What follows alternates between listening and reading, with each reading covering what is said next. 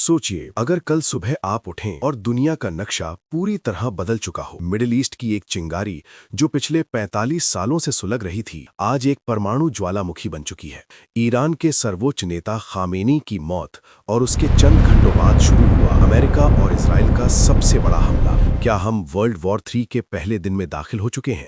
आज की इस डॉक्यूमेंट्री में हम इतिहास के पन्नों से लेकर भविष्य के उस खौफनाक मंजर तक जाएंगे जहां ईरान, अमेरिका और इजराइल की दुश्मनी पूरी दुनिया को मिटाने की कगार पर ले आई है। एक भी पॉइंट मिस मत करना, क्योंकि ये कहानी सिर्फ सरहदों की नहीं, आपके और हमारे भविष्य की है। आज के खंडहरों को देखकर यकीन करना मुश्किल है, लेकिन एक वक्त था जब ईरान को मिडिल ईस्ट का पेरिस कहा जाता था।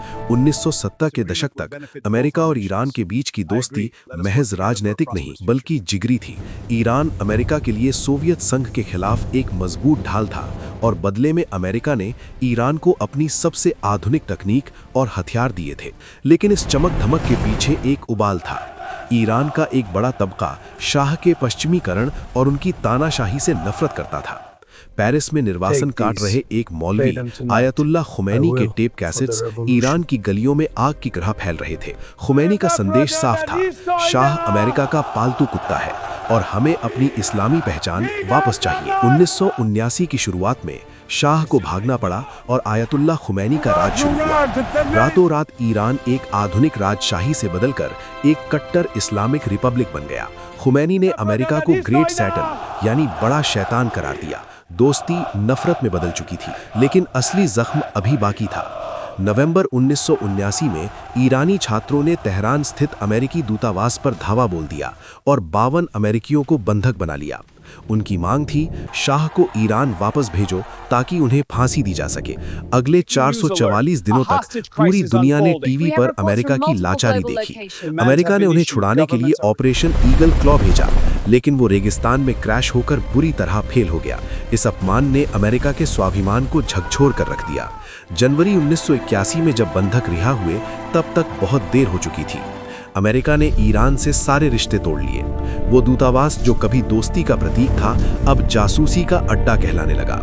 यहीं से शुरू हुआ वो सफर जिसने मिडिल ईस्ट को बारूद के ढेर पर ला खड़ा किया। ईरान जानता है कि अमेरिका और इजराइल की आधुनिक वायुसेना से सीधा टकराना खुदकुशी जैसा होगा, इसलिए उसने चुनी एक अलग रणनीति, प्रॉक्सी वॉर, यानी दूसरों के कंधे पर रखकर बंदूक चलाना।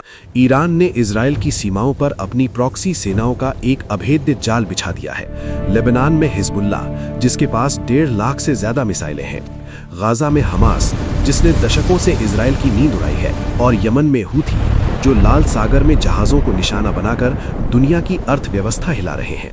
ये सब ईरान के इशारे पर नाचते हैं, जिसे ईरान एक्सिस ऑफ रेजिस्टेंस कहता है। लेकिन इजराइल का असली डर सड़कों पर लड़ने वाले लड़ाके नहीं, बल्कि वो परमाणु बम है जो ईरान गुपचुप तरीके से बना रहा है। इजराइल के लिए ईरान का परमाणु कार्यक्रम एक राजनीतिक मुद्दा नहीं, बल्कि उसके वजूद का सवाल है। इजराइल का साफ कहना है, ईरान को बम नहीं बनने देंगे, चाहे इसके लिए पूरी दुनिया से लड़ना पड़े।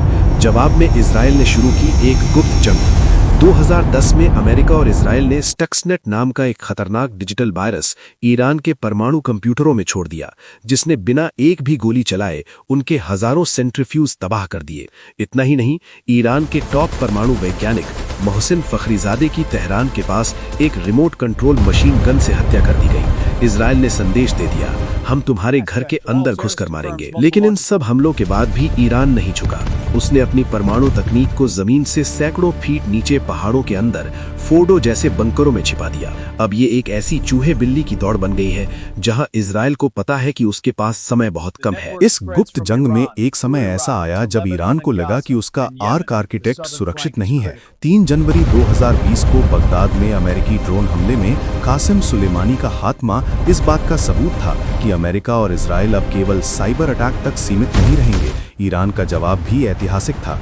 अल असद एयरबेस पर मिसाइलों की बौछार। उस दिन पहली बार दुनिया को ये समझ आया कि ईरान की प्रॉक्सी सेनाएं तो बस मोहरे हैं, असली ताकत तो उसकी बैलिस्टिक मिसाइलें हैं जो सीधे अमेरिकी ठिकानों को राख में बदल सकती हैं। और अब वो दिन आ चुका है जिसका दुनिया को डर था। Supreme leader ayatollah Ali Khamenei का निधन हो चुका है।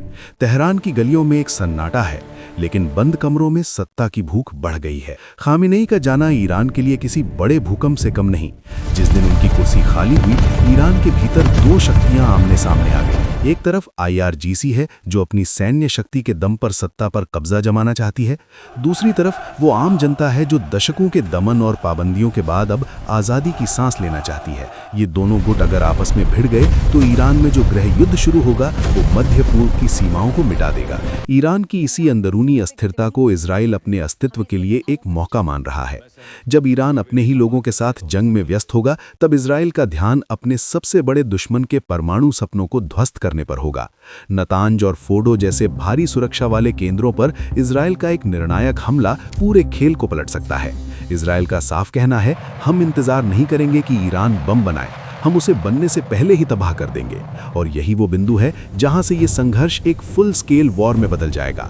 ये केवल दो देशों की लड़ाई नहीं होगी, इसमें अमेरिका की सैन्य शक्ति, क्षेत्रीय समीकरण और पूरी दुनिया की अर्थव्यवस्थाएं दांव पर लगी होंगी। इतिहास की किताबों में ये दिन एक नए युग या पूर्ण विनाश के रूप में दर्ज होगा। ईरान की राख से क्या नया निकलेगा, एक आजाद राष्ट्र या एक बड़ा खंडहर, दुनिया देख रही है। और बारूद का ये ढेर अब एक माचिस की तीली की दूरी पर है।